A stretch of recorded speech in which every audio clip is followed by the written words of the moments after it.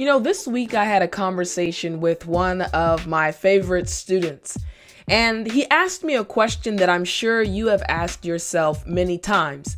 He said, Tiff, I've been studying English for a long time. I listen to a lot of things and I read a lot of books, but I don't seem to be improving. He said that when he listens to different audio clips or watches a drama and tries to understand what they're saying, he may understand, but later on, he's not able to use what he learned. And he said it's frustrating. So I want to ask you, have you ever experienced that? Like you put a lot of effort and time into studying English and you see things on TV, you hear things in various conversations, but you just can't seem to use the expressions and vocabulary words like a native English speaker, and it's frustrating. I told this student, I said, I understand what you're going through. I went through the exact same thing when I was studying Korean. Korean is not an easy language to learn. It's a beautiful language, but it's not easy. And I helped him to understand that I also experienced the same frustrations. But in the midst of our conversation, I let him know three things. Three things that will transform his English journey. And I want to teach you those three things today. I'm teacher Tiffani. Let's jump right in.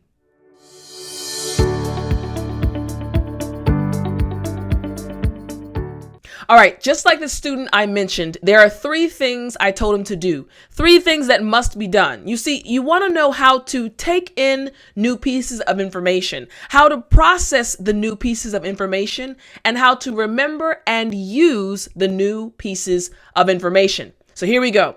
Step number 1, learn a new word, expression, or idiom. And maybe you're like, teacher, we kind of already know that. Oh, no. Stay along. I'm going to explain it to you. So here's the thing. When it comes to learning a new expression, idiom, or vocabulary word, how can you do this? First, you need to learn it from a video, a blog, a conversation, an English book, or any other natural English source. Now, notice I said natural. And why am I saying it's important to find these words and expressions from a natural source? You see, as an English learner, I'm sure you have been to many different institutes. You've had many other amazing English teachers, and you've looked at many English textbooks. But you've also noticed that sometimes what you learn in a textbook is not always what native English speakers use. Now, don't get me wrong. The textbooks are important. They are your foundation. But you may get to a point where you experience the frustration my student experienced because he's not able to use the natural expressions that we as Americans or native English speakers use. That's why the natural English resources or the sources, they're so important. All right. So how do you do it? From a video, blog, conversation, or English book, or any other natural source. Now, why? Always walk through life as if you have something new to learn, and you will.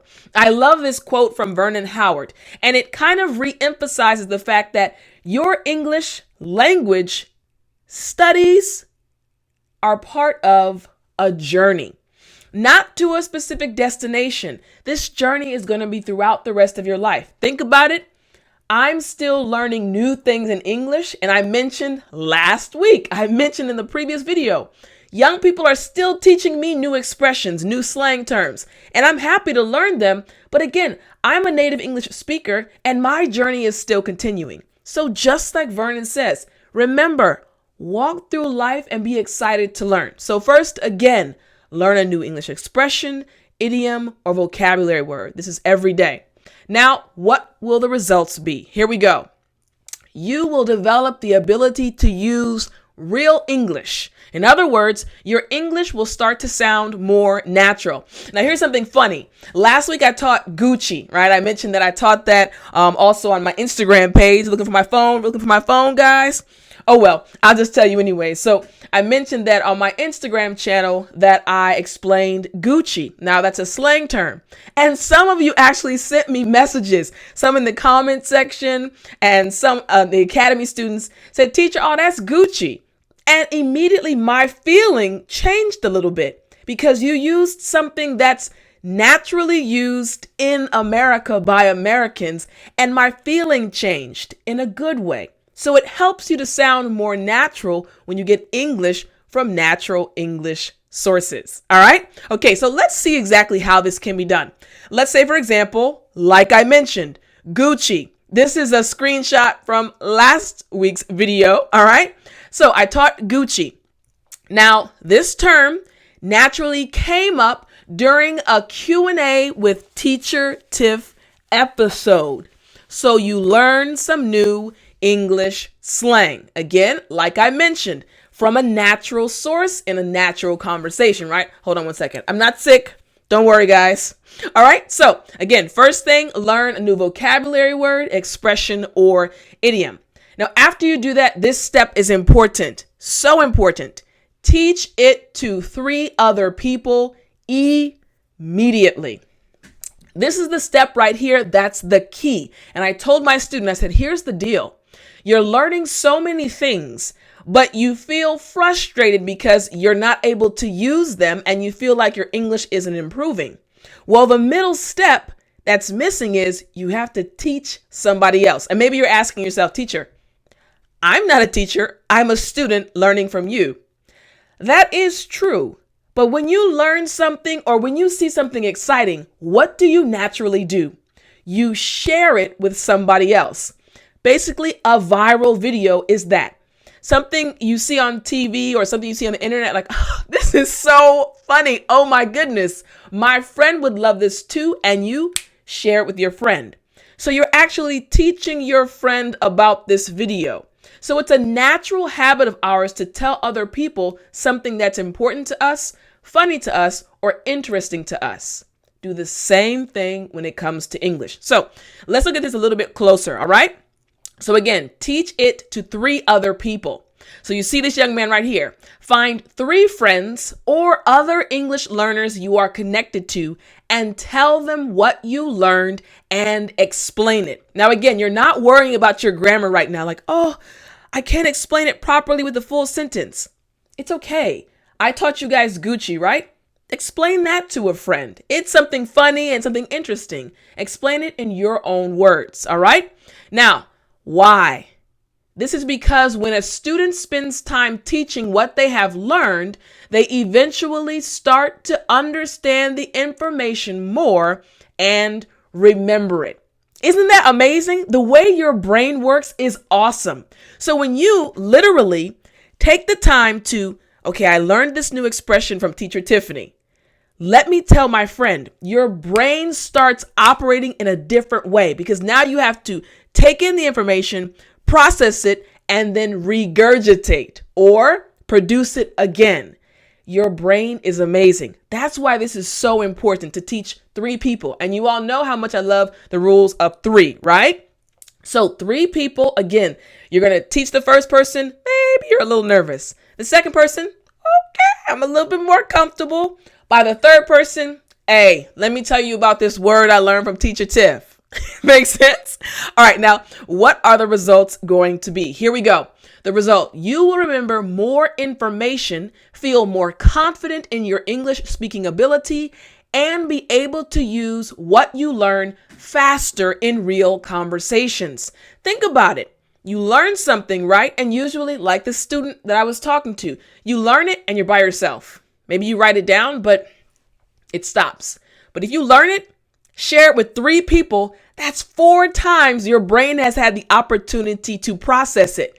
So when you come to a situation that requires that expression or word, you're like, oh man, I'm already comfortable with this expression or vocabulary word, and it will come out in a natural way. So let's see again how this is going to work. How can you actually share it with 3 people? So again, back to the example. This student learned Gucci from me last week. The student goes to his 3 friends and says, hey guys, guess what I just learned? Have you ever heard someone say Gucci? It's actually an English slang term that means good or nice. So I can say, that new car is Gucci. Man, I love this slang. Now, I have seen students do this actually. Well, they'll learn something from me and be so excited that they'll share it with someone else naturally. And the students that do that are the students that remember the slang and use it later. So you may say, teacher, I don't have friends that I can actually share it with.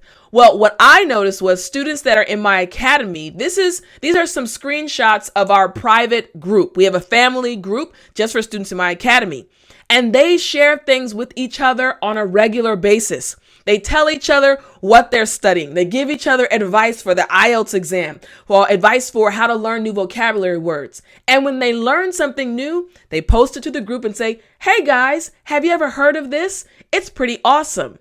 And then other students ask them questions and they immediately have to teach their friends and other students. So I've seen it work in our family group. Again, if you're not a part of my academy and you're not a part of our family, hopefully you can join today. Click the link right in the description, or you can go to letsjumprightin.com. But again, part 2 or step 2 is you must teach it to 3 other people. 3 people who are learning English just like you. All right. Now, so we have learn something new, teach it to 3 people.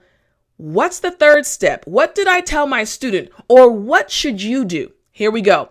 Now, the third step is also very important. You need to write it in your notebook. Now, looking at this right here, how can you do that? You need to write the word or expression, the meaning, and describe where and how you learned it. You see how I'm very specific. I didn't just say, write the word, write the definition. No, you need to also connect it to the situation, connect it to the place where you saw the word, where you heard the word, or where someone used it around you. You see, because that will create a trigger for your brain. For example, the students that heard me say Gucci, right?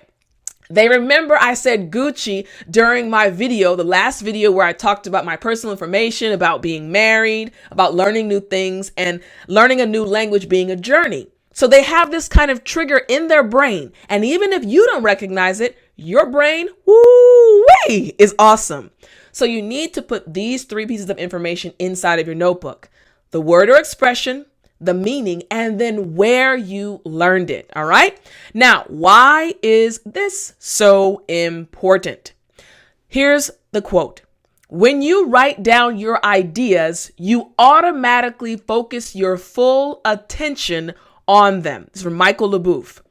So by writing things down, you actually tell your brain, hey, right, this right here is important. I need you to remember it. Your brain says, okay, we can remember this information. And then you say, oh, by the way, brain, here's a trigger. I learned it from teacher Tiffany's video where she talked about why she's not married yet. If you haven't seen that video, you can check it out. But again, you're giving your brain these triggers and it will help you to remember the information that you're learning. All right. Now, what will the result be? Here we go. You will be able to track your progress as you study English, and you will also be able to review what you learn each day. So again, it's important to track your progress. I think I've mentioned it to you before. Many of you have seen all of my YouTube videos, and I'm so happy. However, sometimes you may watch the videos, not take notes, and not put into practice what I've taught. It's not important to just sit and watch something or read a book. You have to go to the next level. You have to teach what you learn and then write it down. That's how your brain is able to connect and actually help you to start using what you learn. All right. So let's see what my notebook would look like. Okay, here we go. Going back to my screen. So for example, again, learned Gucci. Student spread it to 3 different friends. This student here. Then he went to his notebook and wrote Gucci. The meaning, good, well, or nice. The source, I learned it while watching an episode of Q&A with Teacher Tiff. Now, what's going to happen for this student? As he goes back and reviews his notes, he may say, oh man, I can't remember how to use Gucci properly. I mean, I know the meaning, but how did she use it? Well, since he wrote down the source, he can go right back and then provide visual triggers to help him remember the word later on, the slang term later on. Kind of makes sense? All right, so again, now this is something I want you to do. In part 2, I go into more detail and I give you a 7-day worksheet. I tell you some videos, blogs, and podcasts to listen to, and I explain it even more. Again, part 2 is always for my Academy students because I want to take you guys to the next level. If you're not already a member, all you have to do is click the link in the description. Now, part 2, again, is going to be so helpful because I literally found a podcast. I found a website. I found a video that you can use. And sometimes students, just like you, have a hard time knowing which videos, which blogs, or even which podcasts to listen to. So again, if you're not a student, click the link right in the description. Let's jumprightin.com. Join the Academy and you can watch part 2 right now. Now, guys, I really hope you enjoyed this lesson. Remember, these 3 things you must do every day if you want to take your English to the next level. It's not just about learning new things. You must also do what? Teach 3 people, and you need a family. So join the Academy and you can join our family and you'll have a group that supports you each and every day as you study English. After you share it, then you write it down and you review it after that. I'm so happy to see you all. I'm so happy that you guys want to speak English, and I'm also so honored to be your teacher. Well, guys, I hope you enjoyed this lesson. Remember, I will be back next week. To give you some more tips. But as you wait for me to come next week, don't forget to speak English.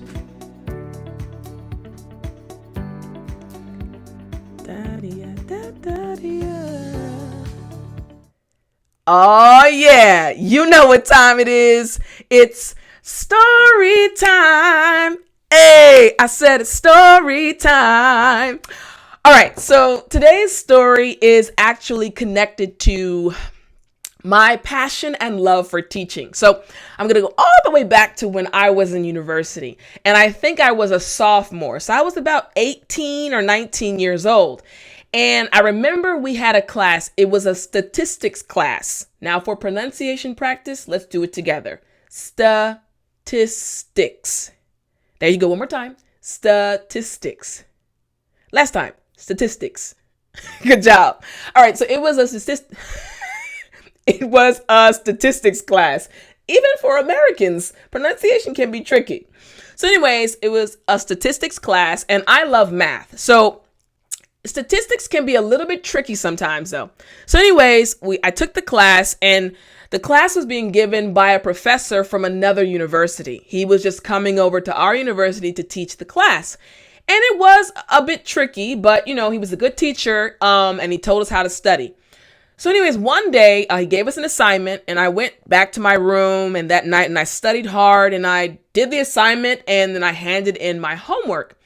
And my professor, he was an older white guy, older kind of short white guy. In my memory, now that I'm thinking back, he kind of reminded me of a short Santa Claus. Like he had kind of like the facial hair, glasses, really nice guy. Older gentleman. I think at that time he may have been about 50.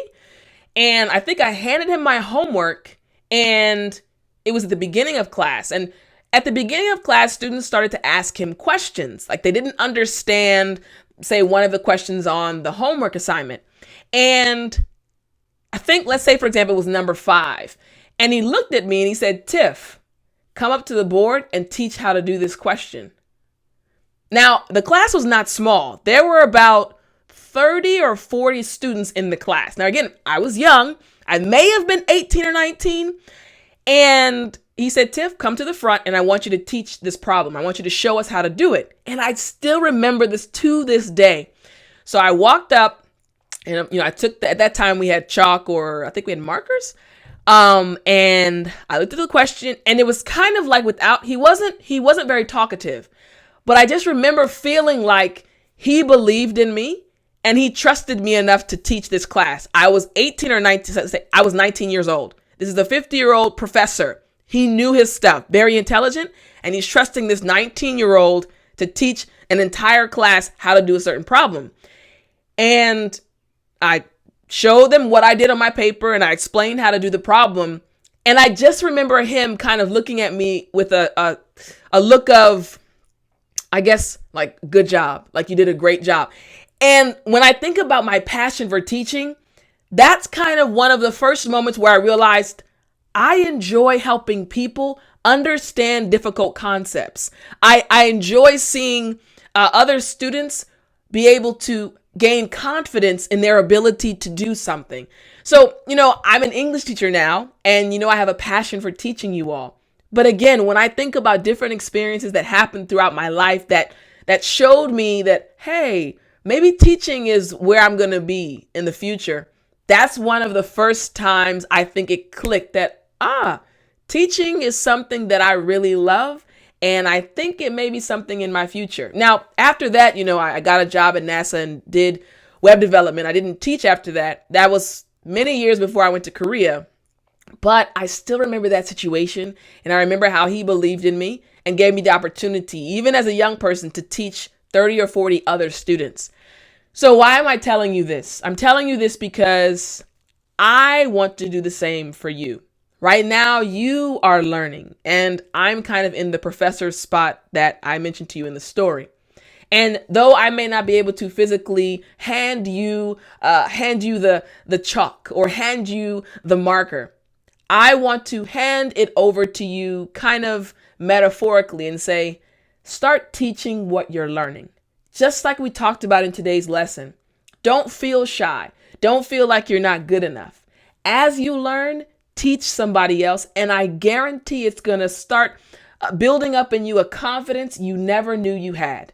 Thank you for giving me the opportunity to teach you, but now I want to hand it over to you, and I want to see you teach somebody else. Teach somebody else what you're learning. And again, let us know. You can always let us know in the comments what you did. And again, if you're already a member of my academy, you can let us know in our family chat room, a private chat room. So again, if you're not a part of our family, please join us. I love to see all of the conversations that happen on a regular basis, the students encouraging each other and moving forward as they study English. So I hope you enjoyed this story, guys. I'll never forget that professor, and I really appreciated his confidence in me. And yeah, we'll see what the next 10 years have in store as a teacher, but I hope I'll be in your life for a long time. All right, guys, I'll see you next week.